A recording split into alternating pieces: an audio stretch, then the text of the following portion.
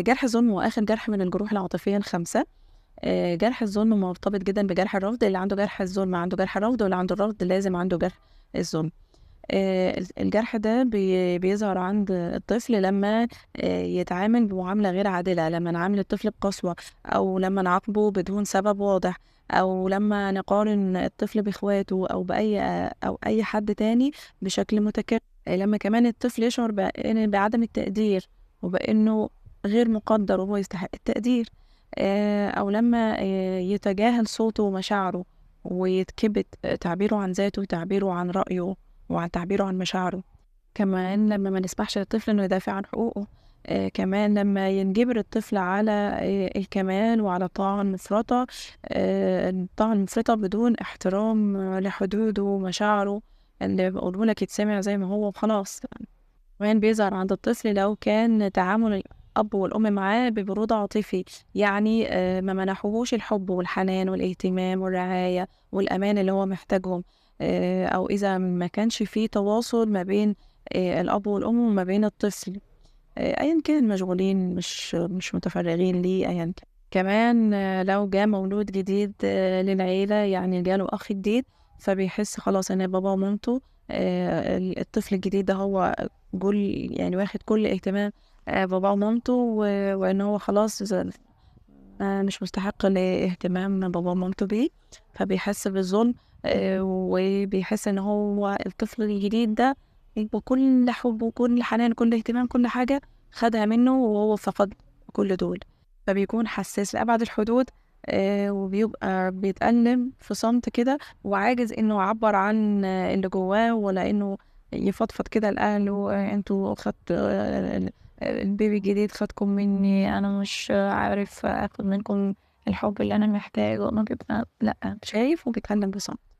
كمان بيتولد الطفل ده عند الطفل لمّا يحس إنه غير مسموع وغير مفهومة رغباته، وإنه برضه لمّا بيتعرّض للانتقاد كتير وللتسلُّط الأبوي والقسوة في المعاملة، ومش قادر يكون ذاته بطبيعته كما هو. فكل ده اللاواعي عقله اللاواعي بيصنع له قناع يحميه من الألم.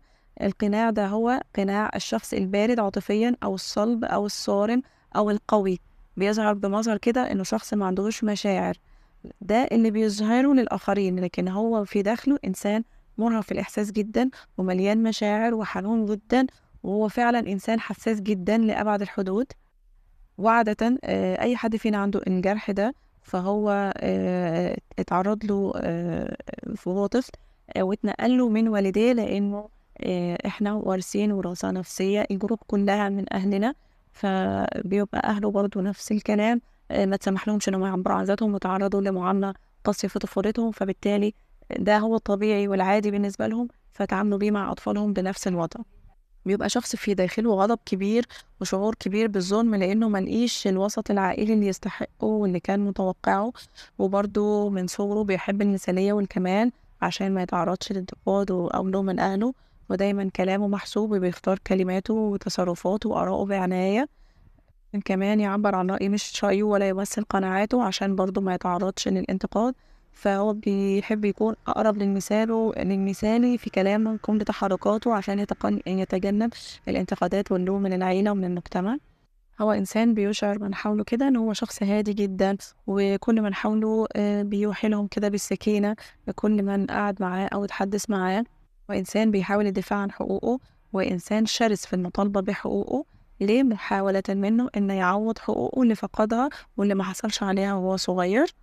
إنسان متشبث لأبعد الحدود بكل ما هو قِيَم أو ما يسميه أخلاق وعادات وتقاليد وقِيَم دينية إلى درجة التشدد والتعصب في تمسكه بيها، وبالنسبة له هي دي المثالية، وكمان خاصةً إذا كان من عائلة محافظة. هو إنسان متحكم في نفسه إلى أبعد الحدود عشان ما يوصّلش نفسه للانتقاد واللوم من الآخرين، فبيكبت مشاعره، بيتحكم في نفسه، بيتحكم في رغباته عشان يظهر بمظهر القوي، ولإنه بيعتبر إظهار المشاعر ضعف. أمّا المجروح من جرح الخيانة فهو بيتحكم في الآخرين، لكن المجروح من جرح الظلم بيتحكم في نفسه وذاته في رغباته. كمان هو إنسان بيحقق نجاحات كتيرة في كل شيء هو فيه، ليه؟ لإنه بيبذل أقصى ما في وسعه وكل الجهد اللي يقدر عليه ليه؟ عشان يكون مثالي وما يتعرضش للوم والانتقام والانتقاد. وكمان هو إنسان بإمكانه أن يصل إلى أعلى المراتب، ومعظم القادة في العالم عندهم جرح الظلم وعندهم الجرح عميق جدًا كمان. كمان هو إنسان ما بيمنحش نفسه الراحة الكافية. ليه؟ لإنه لو ادّى لنفسه الراحة فهو بيلوم على نفسه وبيشعر بالذنب إنه ما قامش بالمجهود اللي المفروض يقوم بيه. آآ هو دائم الحركة والعمل ودايمًا بيحمّل نفسه أكثر مما يطيق إلى أبعد الحدود، فهو إنسان ظالم لنفسه. إحنا قُلنا الجروح الشخص بيمارسها مع نفسه أولًا، اللي عنده الرفض بيرفض نفسه، اللي عنده الظلم بيظلم نفسه، اللي عنده خيانة هو بيخذل ذاته بيخون نفسه أولًا قبل ما بيخون الآخرين أو يتعرّض للخيانة من الآخرين. نفس الكلام اللي عنده الظلم، هو زي ما بيتظلم الآخرين هو بيظلم نفسه وبيظلم الآخرين أيضًا. هو من كتر ما بيحمّل نفسه أكتر مما يطيق بيكون حتى في وقت سكونه منقبض ومتوتر. ومن كتر ما بييجي على نفسه بيوصل لدرجة الانهيار العصبي أو الإنهاك الجسدي، بيوصل لمرحلة الburn out. كمان هو من الناس اللي بيعتقدوا إن هم ما لهمش حظ في الدنيا دي، ونلاقيهم بيقولوا أنا ما عنديش حظ في الدنيا من صغري، ما ليش حظ في أهلي، ما ليش حظ في علاقة بادخلها، ما ليش حظ في شغل، ما ليش حظ في الثراء، ما ليش حظ في حاجة. كمان هو إنسان ما بيحبش الهدايا، ولو اتلقى هدية وجات له هدية بيشك في استحقاقه، يعني بيعتقد كده إنه ما يستحقش الهدية أو هو عمل إيه عشان ياخد هدية عليه يعني. كمان هو الناس اللي ما بيطلبوش المساعدة من الآخرين، ولو طلب المساعدة يبقى ده للاضطرار وفي الضروريات جدًا. اللي عنده جرح الخيانة بيبقى إنسان عنده صعوبات في الارتباط خوفًا من إنه يكون قد أخطأ الاختيار، يعني بيحرم نفسه من إنه يرتبط عشان ما يلومش نفسه إنه اختار اختيار غلط. فهو إنسان نادرًا ما يسمح لنفسه بالوقوع في الحب، يعني نادر كده ما يسمح نفسه إنه يحب ويتعمق في علاقة حب عاطفية، وخاصةً كمان لو كان الجرح عنده عميق فبيكون نادر جدًا إنه يحب. ولو اتزوج بيتزوج بعقلانية أو عشان إن الآخر يحبه مش عشان هو اللي بيحب الطرف الآخر. كمان هو إنسان بيعتبر المشاعر ضعف، وهو عنده رحمة ومشاعر كتير لكنها كلها مكبوتة في داخله وعليها طبقات تراب كتيرة، محتاج إن ينفض التراب ويزيل التراكمات دي كلها عشان ياخد باله من المشاعر الحلوة الموجودة جواه اللي هي الفطرة الطبيعية النقية اللي مغطيها هو بقناع التمويل العاطفي. هو إنسان بيحرم نفسه من حاجات كتيرة في الحياة عشان ما يتعرضش للوم، وأولها عشان هو ما يلومش ذاته، لأنه هو بيحاول على قد ما يقدر إنه يهرب من مواجهة نفسه من المشاعر قبل ما يهرب من الآخرين يواجهوه بالمشاعر. الخوف الأكبر عنده هو الخوف من التجاهل أو الخوف من البرود العاطفي أو اللامبالاة الناتجة منه ومن الآخرين. ليه؟ لأن هو بيبذل كل ما في وسعه ليبدي اهتمامه للآخرين حتى لو أخفى مشاعر الآخرين لكن ما بيخفيش اهتمامه. فهو بيعبر عن مشاعره بطريقة ما تفضحش ضعفه لأن هو بيعتبر المشاعر ضعف وهو بيظهر بمظهر القوي.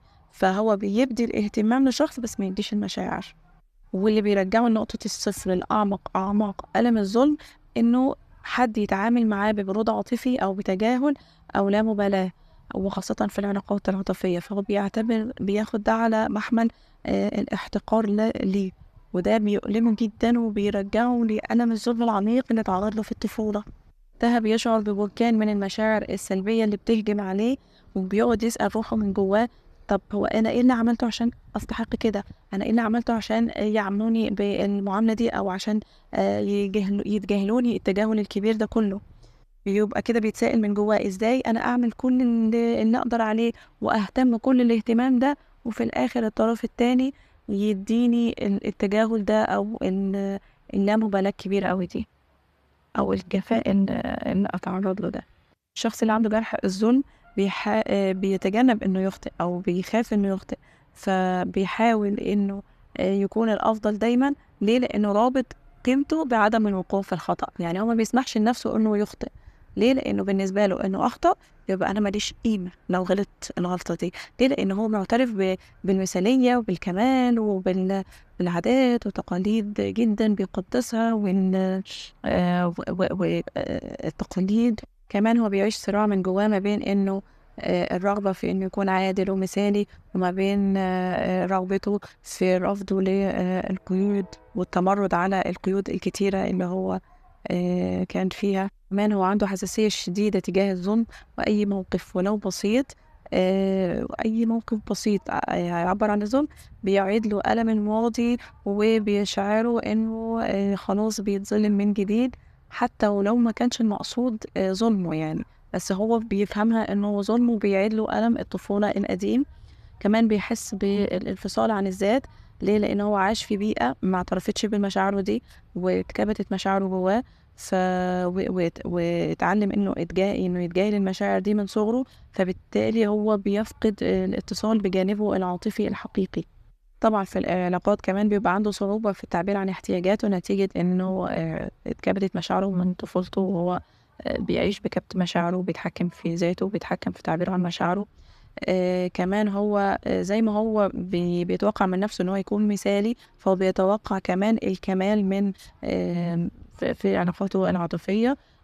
فبيضغط زي ما بيضغط على نفسه، هو بيضغط كمان على اللي حواليه بدون وعي، لأن هو ده الطبيعي بالنسبة له. كمان هو صعب إنه يعترف بخطأه، وصعب إنه يتسامح مع أخطاء الآخرين.